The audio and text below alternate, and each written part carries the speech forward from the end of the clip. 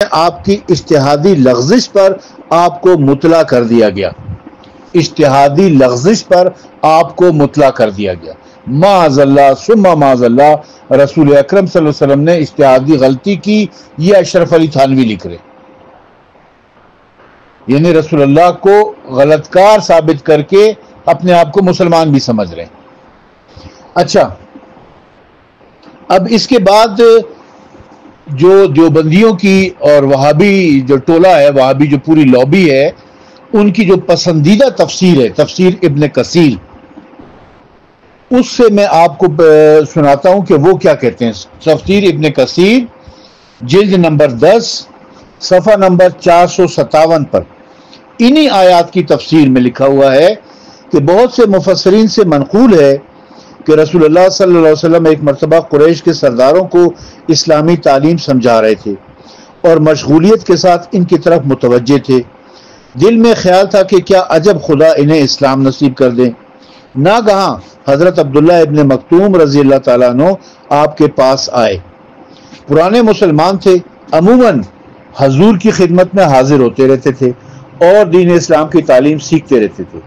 اور مسائل دریافت کرتے رہتے تھے۔ آج بھی حسب عادت آتے ہی سوالات شروع کیے اور آگے بڑھ بڑھ کر حضور کو اپنی طرف متوجہ کرنا چاہا۔ آپ چونکہ اس وقت ایک اہم امر دینی میں پوری طرح مشغول تھے، ان کی طرف توجہ نہ فرمائی بلکہ ذرا گراں خاطر گزرا اور پیشانی مبارک پر بل پڑ گئے۔ اس پر یہ آیتیں نازل ہوئیں کہ آپ کی بلند شان اور اعلیٰ اخلاق کے لائق یہ بات بھی تھی نہ تھی کہ اس نابینا سے جو ہمارے خوف سے دوڑتا بھاگتا آپ کی خدمت میں علم دین سیکھنے کے لیے آئے اور آپ اس سے منہ پھیر لیں اور ان کی طرف متوجہ رہیں جو سرکش ہیں اور مغرور و متکبر ہیں۔ بہت ممکن ہے کہ یہی پاک ہو جائے اور خدا کی باتیں سن کر برائیوں سے بچ جائے اور احکام کی تعمیل کے لیے تیار ہو جائے۔ یہ کیا آپ ان بے پرواہ لوگوں کی جانب تمام تر توجہ فرما لیں؟ آپ پر کوئی ان کا راہ راست پر لا کھڑا کرنا ضروری تھوڑی ہے، اور اگر آپ کی باتیں نہ مانیں تو آپ پر ان کے بارے میں کوئی مواخذہ نہ ہوگا۔ یہ دو تفاسیر تو میں نے آپ کی خدمت میں پیش کی،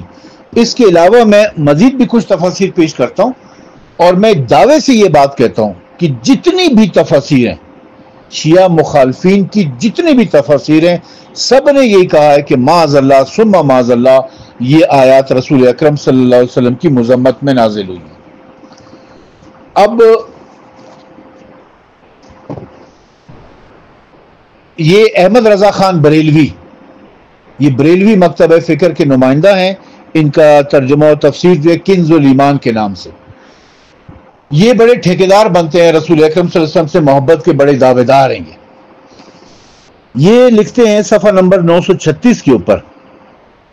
شان نزول نبی کریم صلی اللہ علیہ وسلم عتبہ بن ربیع، ابو جہل بن ہشام اور عباس بن عبد المطلب اور ربیع بن خلف اور امیہ بن خلف اشراف قریش کو اسلام کی دعوت فرما رہے تھے۔ اس درمیان میں عبداللہ ابن مکتوم نابینا حاضر ہوئے اور انہوں نے نبی کریم صلی اللہ علیہ وسلم کو بار بار ندا کر کے عرض کیا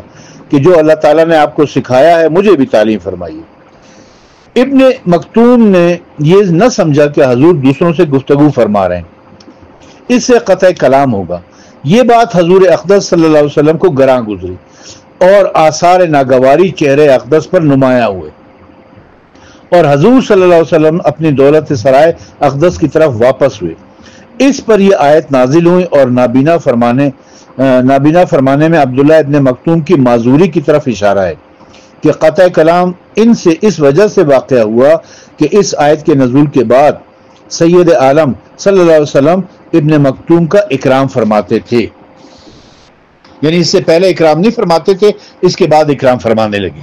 یعنی یہ وہ لوگ ہیں، یہ بریلوی لوگ وہ لوگ ہیں جو بڑا چڑھا کے جو نا پیش کرتے ہیں کہ جی ہم رسول خدا سے بڑی محبت کرتے ہیں۔ یہ ان کی محبت ہے کہ یہ رسول خدا کے اوپر اس قسم کی تہمت لگا رہے ہیں کہ معاذ اللہ ثم معاذ اللہ، انہوں نے جو ہے نا وہ اس نابینا سے حضرت عبداللہ ابن مکتوم رضی اللہ تعالیٰ عنہ سے منہ پھیر لیا اور منہ چڑھایا اور چین بچین ہو گئے اور ماتھے پر بل پڑ گئے اور ناراضگی